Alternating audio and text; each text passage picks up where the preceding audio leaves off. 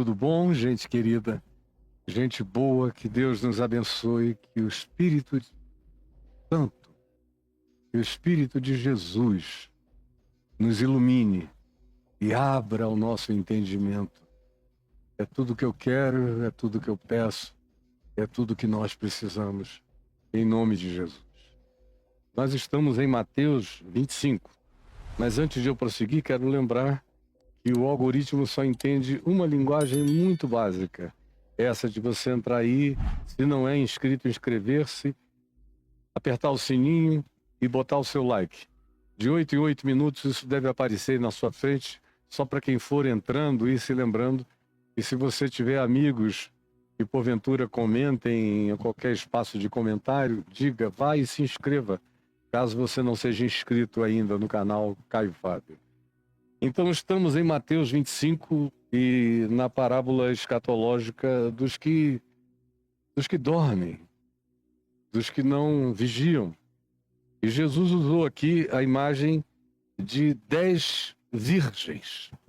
É uma imagem, é uma arquetipia extremamente do Oriente Médio, antigo, de 2000 anos atrás, mas no Oriente Médio, em alguns países, ainda é possível, mesmo nos dias de hoje, alguém ter o seu próprio harém, ou ter uma quantidade de esposas que ele escolhe a dedo, preferencialmente, de acordo com a cultura e com a religião, virgens, sexualmente falando. E o que Jesus faz aqui é contar uma história que todo mundo entendia.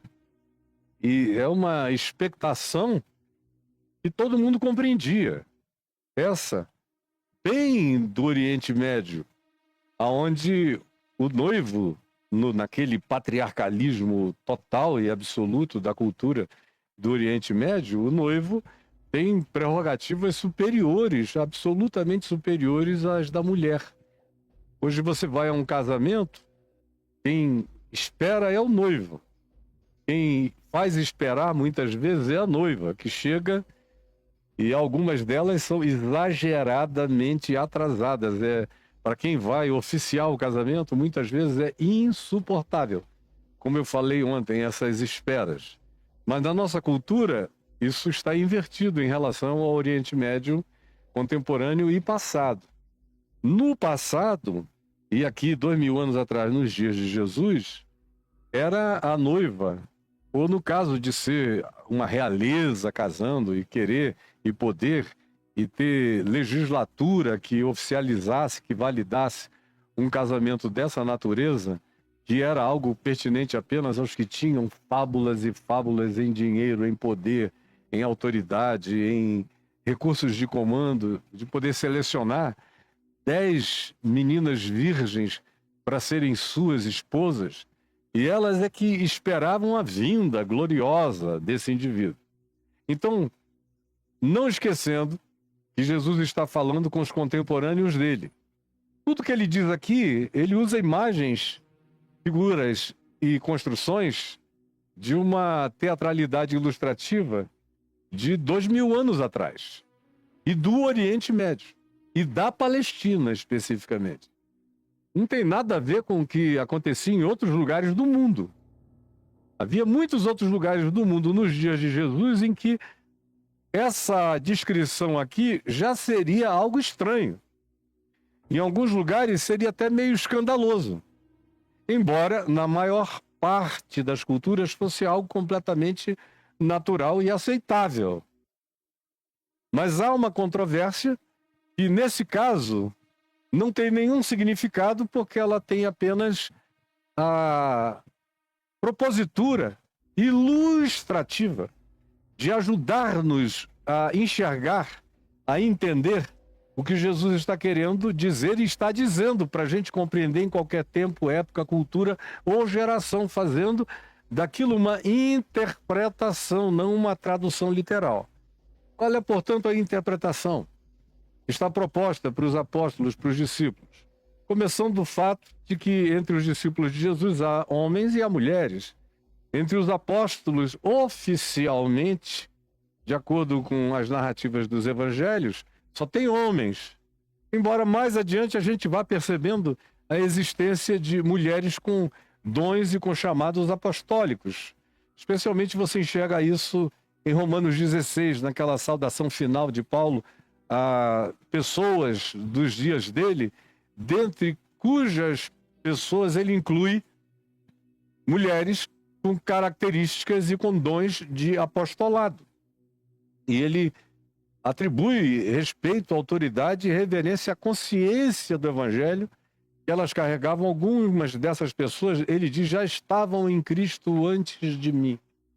Pois bem, voltando ao nosso texto de Mateus 25, ontem a gente viu como agem os prudentes, porque a grande ênfase nessa mensagem escatológica, nesse pequeno apocalipse do sermão do Monte das Oliveiras, Jesus se concentra mais do que tudo em prudência, fidelidade, vigilância, percepção, olhos abertos, estar apercebido, ser cuidadoso, fechar a porta da casa como um bom pai de família, verificar riscos e perigos, não embarcar em nenhuma notícia que falsifique o anúncio original que nos foi dado pelo noivo. A ênfase é, portanto, em vocês não sabem nem a hora, nem o dia, nem o tempo, nem a época. E não apenas vocês são os que não sabem, anjos e criaturas multidimensionais não sabem, o Filho não sabe, é prerrogativa exclusiva do Pai. Portanto, vigiem, sejam prudentes e fiéis, e tomem cuidado com a grande tentação. E como eu disse ontem e disse na semana passada e na anterior, desde que a gente vem há um mês ou mais, falando aqui sobre esse pequeno apocalipse do Monte das Oliveiras, Jesus enfatiza o tempo todo o fato de que, por não sabermos a hora, o dia, o mês, a época, o ano, não sabemos nada. A gente tem sinais que são recorrentes e vão crescendo na linha do tempo, aumentando o seu espiral, alargando a grandeza e manifestando a globalidade desses fenômenos, até que se tornam gerais e totais. E Jesus também enfatiza isso, pois aquele tempo, aquele dia, aquela hora, há de sobrevir sobre todos os que habitam sobre a face da terra. Então, relembradas as ênfases principais de Jesus, que não são os sinais, são os cuidados que se deve ter. Justamente porque ninguém tem garantias de nada. E a grande tentação, ele disse, seria que por causa do grande lapso, por causa do interregno, por causa desse gap histórico, por causa da demora entre a ida dele e a volta dele, esse ato iria criar um espaçamento psicológico interior, uma relativização de princípios, de significados, de valores e de caráter, iria atingir quase todo mundo, a ponto de ele dizer, se aqueles dias não fossem abreviados, ninguém escaparia. Tão tenebrosos serão esses dias. E aí, eu repito, só no dia de hoje, pela terceira vez, a grande tentação era o hiato. É nessa espera, é nesse tardar do noivo, como a gente lê no verso 5, é na espera que a gente vê nas demais parábolas que Jesus contou anteriormente, preparando para esse tempo, para esse momento do arrendamento da vinha. É outra imagem que Jesus usa. Então, arrendou a sua vinha e se retirou. Como ficou muito tempo fora, e nesse intervalo, os arrendatários, os que se responsabilizaram por cuidar da vinha, ou do campo, ou da fazenda, ou da propriedade, ele usa várias imagens para dizer a mesma coisa, conclui quase sempre do mesmo modo. E em todas essas narrativas aparece a mesma coisa, o hiato, a demora. E é nessa demora que as pessoas mudam. Você note, chamando tudo isso para hoje, para aqui e agora. Quando as pessoas se convertem num tempo bom, como aconteceu comigo há 52 anos, foi um tempo relativamente bom. Um dos melhores tempos, deixa eu dizer a você, da chamada história da igreja no Ocidente.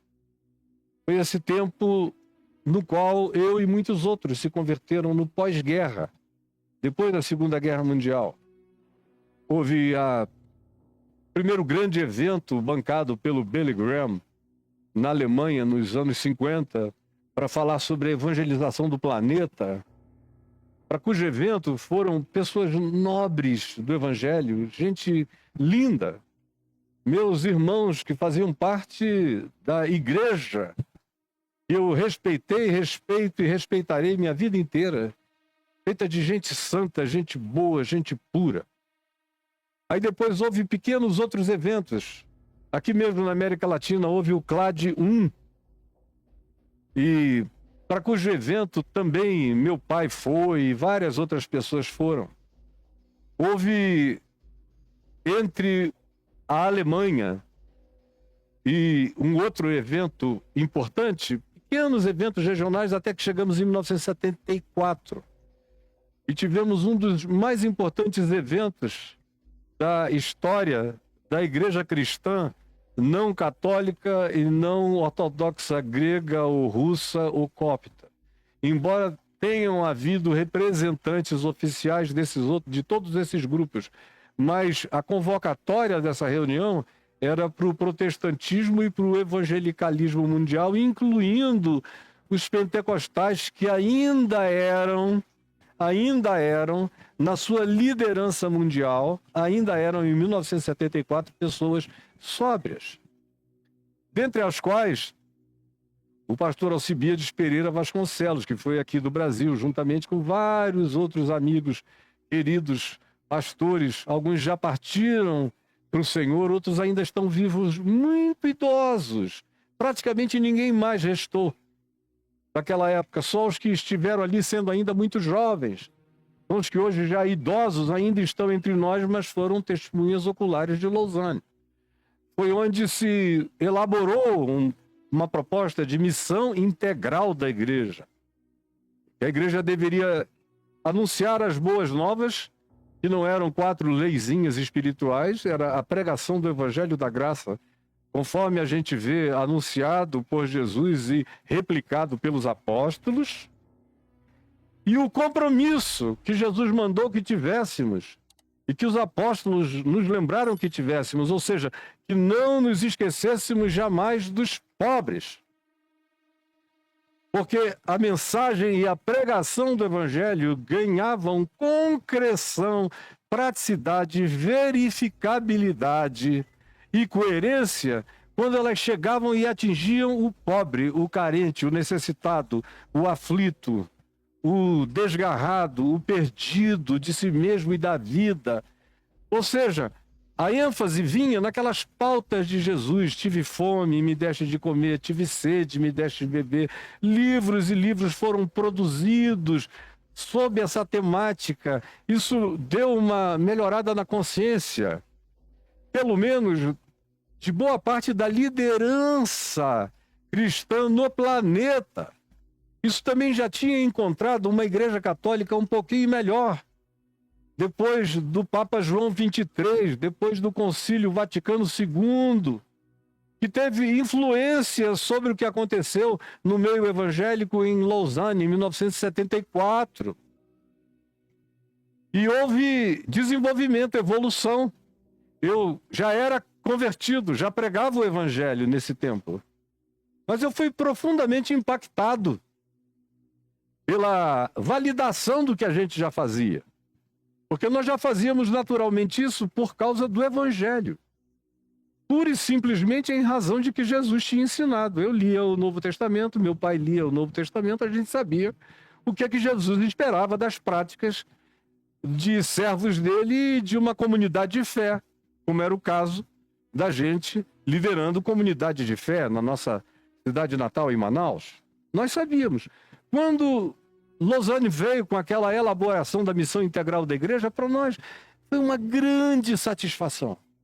Logo depois daquilo, houve o CLAD 2, e eu estava lá, com René Padilha, Samuel Escobar, Pedro Arana, pessoas de fora daqui, Norberto Saraco, vários outros, e aqui do Brasil também uma quantidade enorme de amigos, companheiros da caminhada.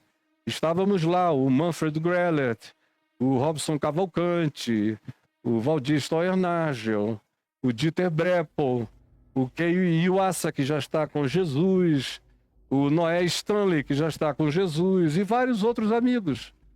A Neuza Itioca, que naquele tempo ainda era crente, e hoje partiu para a eternidade já. Havia outras pessoas assim, que tinham representação significativa no que de sério que tentava fazer no Brasil. Era gente fiel e gente prudente. Então, quando você, eu dizia, se converte numa geração assim, é uma bênção. No meu caso, eu ainda tinha um pai assim, fiel e prudente. E tínhamos o reverendo Antônio Elias, que foi nosso predecessor em Cristo Jesus, nos precedeu no ensino do Evangelho da graça de Deus, com toda a bondade humana e riqueza de graça. Que bênção foi tê-lo tido perto ao lado, e como ele, várias outras pessoas da melhor índole do Evangelho possível. Então, você aprender a ser fiel e prudente num ambiente desse é natural. E a tentação não existe praticamente, porque eram pessoas que já estavam aqui na espera há 2000 anos, mantendo a fidelidade e a prudência. Como Lutero tinha ensinado, vivo como se Cristo tivesse, a cruz tivesse levantado ontem, Cristo tivesse ressuscitado hoje e fosse voltar amanhã. Esse era o espírito existencial. E não havia tentação em relação à espera. Todo mundo se convertia com aquela paixão de que pode ser hoje. Ninguém sabe quando será, mas todo mundo que cria que seria. Isso não tinha a ver com data, mês e época, tinha a ver com a certeza de que mesmo não sabendo, não saber não importava, porque o que importava era saber que mesmo não sabendo, ele viria conosco, sabendo ou não quando ele viesse, mas viria e viria sim. E todos que criam nele, criam que ele viria, embora ele não tenha dito para ninguém quando seria. Isso criou um outro espírito, de uma outra geração, de gente sensata, de virgens prudentes, vigilantes, até que depois de 1977 começou a haver uma alteração. Chegou aqui, já estava nos Estados Unidos.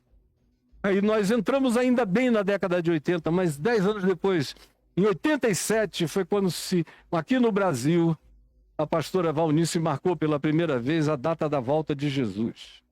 E seria no ano seguinte, em 88, quando o Estado sionista de Israel faria 40 anos, cumprir-se uma geração bíblica, que é uma outra predeterminação de natureza pentecostal, é um arbítrio, é uma cunha enfiada aqui que tem que ser crida como parte de um pacote, de um combo.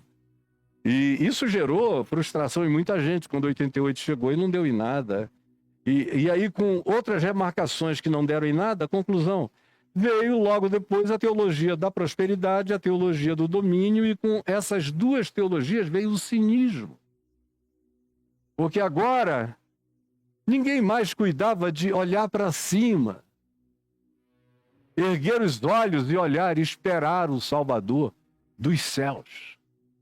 Todo mundo passou a olhar aqui, ó, aqui, nessa linha do tempo, no horizonte de dinheiro, propriedade, graça, não, acesso, poder político, controle, domínio, influência, autoridade terrena. Houve uma troca e não demorou. Dos olhos aos céus, fixados aonde estávamos esperando o Senhor, em menos de uma década, o olhar da sublimidade tinha sido trocado pelo horizonte imediato de eventos, de possibilidades, de moveres, de profecias, de riquezas, de promessas, de vantagem e da bênção do poder político, da influência, posicionando você numa das 7 colinas de Roma ou da Babilônia apocalíptica. Eles desistiram de esperar a salvação dos céus e se concentraram na expectativa da produção da sua própria salvação na terra, com as suas próprias autoindulgências, com a busca dos seus poderes imediatos, que é o que você vê sendo glorificado para todo lado. E uma pessoa como eu, num mundo como esse, numa igreja como essa, é herege, é apóstata, é o ente polêmico, é o contraditório, é o satanás das opiniões gerais de uma igreja corrompida pelo diabo. Você, claro, está me entendendo. Só não está me entendendo se não quiser me compreender, mas vocês todos estão me entendendo. Então, a grande tentação sempre foi essa espera. Desde sempre. Foi por causa da espera que, por exemplo, no 4º século, Constantino entrou, mas entrou como faca quente da manteiga derretida. Fácil, tomou tudo. Foi porque depois de 3 séculos e meio quase, já havia um acumulado de frustração no coração dos discípulos de Jesus e havia um cansaço também por perseguições romanas contra eles. Quando chega um imperador que diz: agora, olha, eu estou do lado de vocês e vou dar tudo o que vocês quiserem, tudo isso, e mostrou o Império Romano inteiro, vos darei, se prostrados me reconhecerem, me validarem como seu imperador. E foi muito mais além, porque a igreja chegou a chamar a Constantino de o 13º apóstolo de Cristo Jesus. Foi o hiato que já causou isso no 4º século. Dali para frente, os servos foram se tornando todos maus.